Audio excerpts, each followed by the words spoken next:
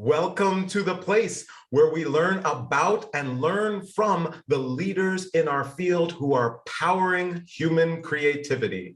I am Aaron Dworkin, and this is Arts Engines.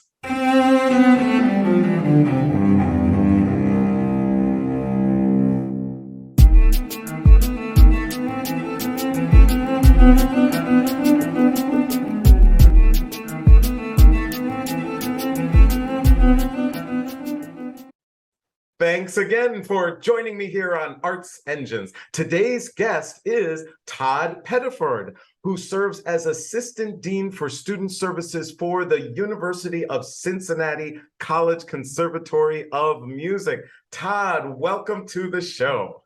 Thank you, Aaron. I'm so glad to be here. Thank you so much. So it's great, and I'm really excited to be able to talk to you. Obviously, CCM is one of our great partners, helped us to co-curate this show, but kind of talking about one of these key roles that you have as part of your overall role relating to student services, but that really being about health and wellness for students and for performing artists overall. And so I thought that would be a great thing for us to kind of delve into, because a lot of times I certainly know when I was, back in school, that was just not a thing. And certainly really no administrators or teachers really cared that much about it, even to the point of sometimes when I had some injuries as a violinist, it was kind of like, work through it, get over it. And certainly any mental health, challenges that I might have faced was like, pull it together, you're a performer, get to it.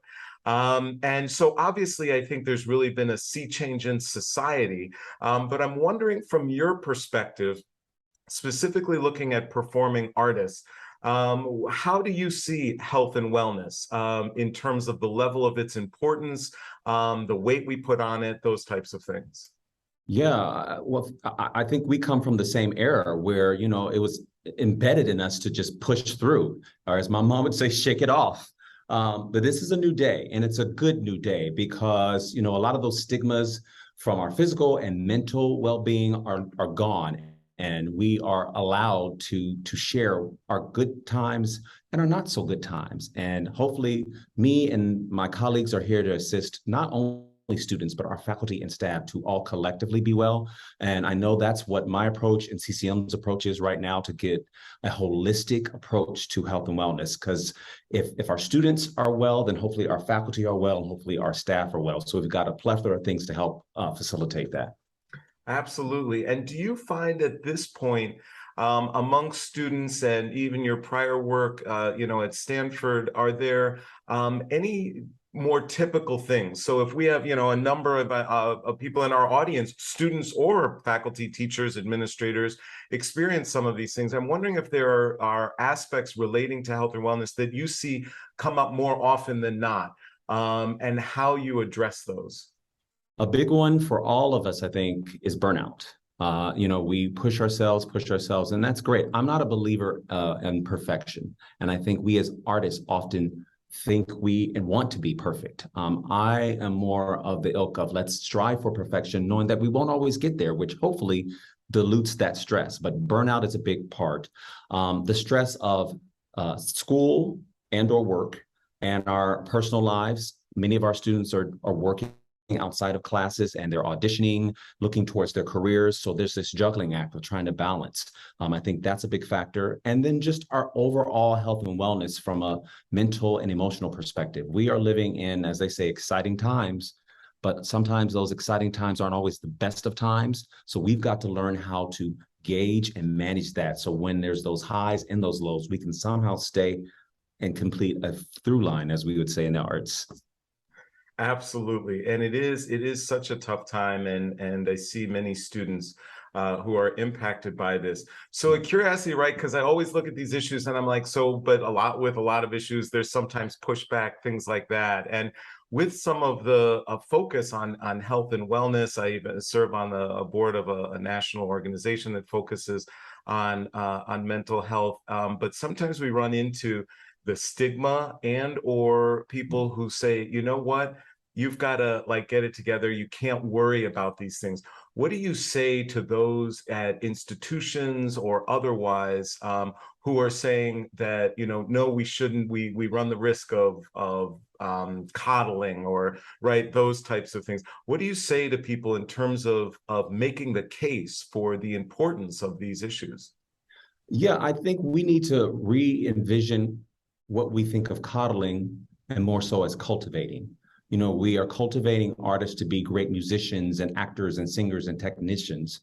And if that means making sure they are getting sleep and they're eating and taking breaks, I don't see that as coddling. I see that as cultivating them from an artistic perspective and then again, the holistic perspective, so that they're going out into the work world and able to do the best performance that they can. But they're also taking care of themselves off stage, because if that is not in balance, then they're not going to give their best in that moment on stage.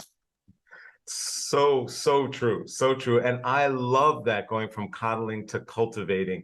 And sometimes kind of just right, a key phrase like that helps people to get it and to understand the Absolutely. importance and how it is obviously cultivating and empowering not just young people, because so many even adults or administrators have some of these challenges as well. So for some in our audience, right, who are out there, they might be like, either I am experiencing some of these issues, I can't get enough sleep. There's just not an option. I can't count the number of students, right, who come to me and are like, sure, it's great to get enough sleep, but like, professor, tell me where. I just can't. I've got this, I've got rehearsal, I've got class, I've got studying. So for those in our audience who are like, well, these things are nice as ideas, but in my day-to-day life practice, I'm finding it hard.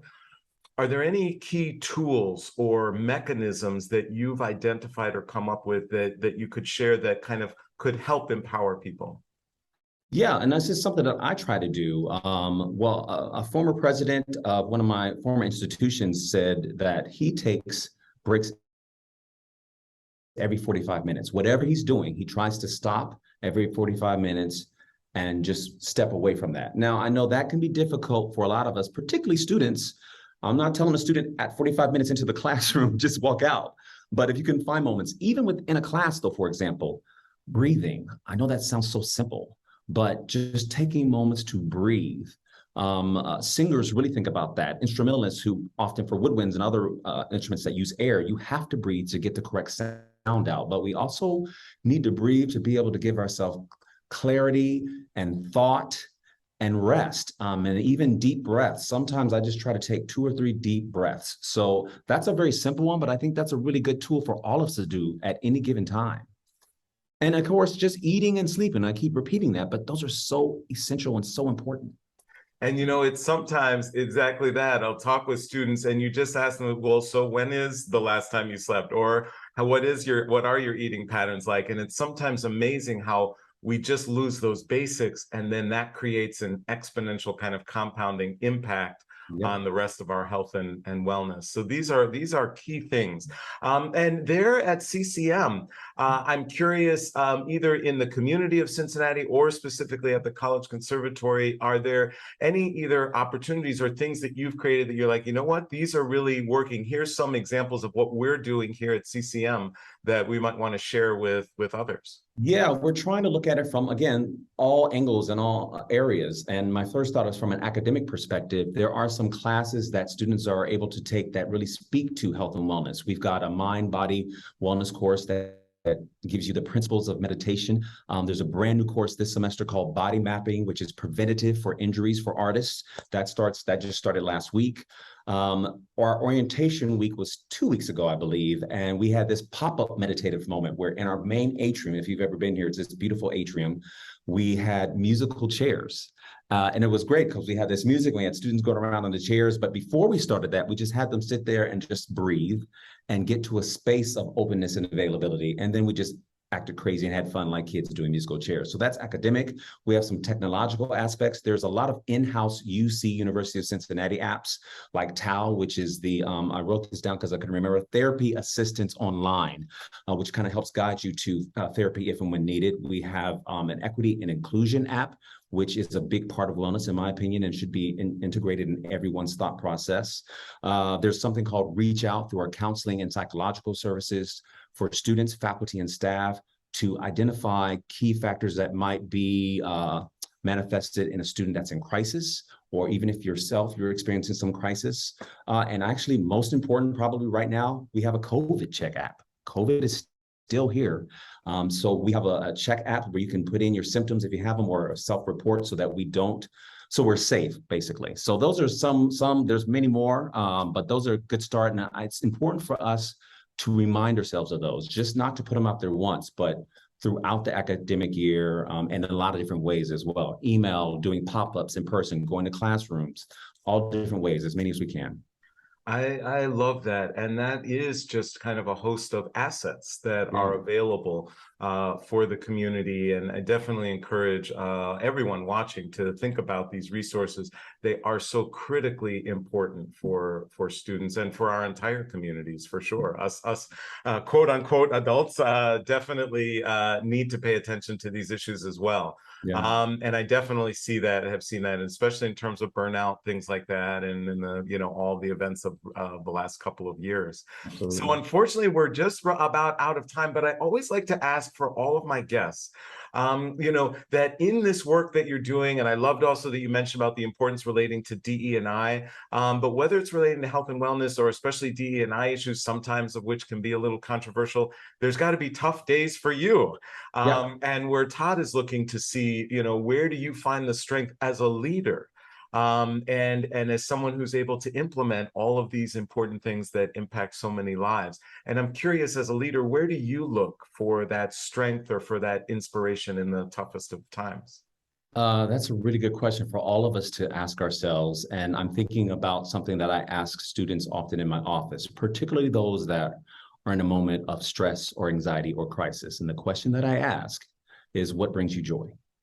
And what's great is when, even in that moment of disparity, they immediately say, I love my cat. My cat brings me joy, or going for a walk. And when they respond very quickly, I say, find a way to do that today.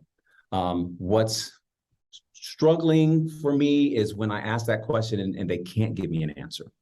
And I say, your job is to go find what brings you joy and do it. So that's what I do for myself. For me, joy is ice cream, joy is music, joy is the movies, joy is my parents, my family, my friends, my nephew, even just giving thought to that and trying to connect with those things as much as possible. So I say, ask yourself on a regular basis, what brings you joy? I love that. And I love a lot of the things that bring you joy. So, because I definitely share those for sure as well. Well, Todd Pettiford, you truly are one of the arts engines who is powering human creativity in our world. Thank you so much for being on the show. Thank you so much.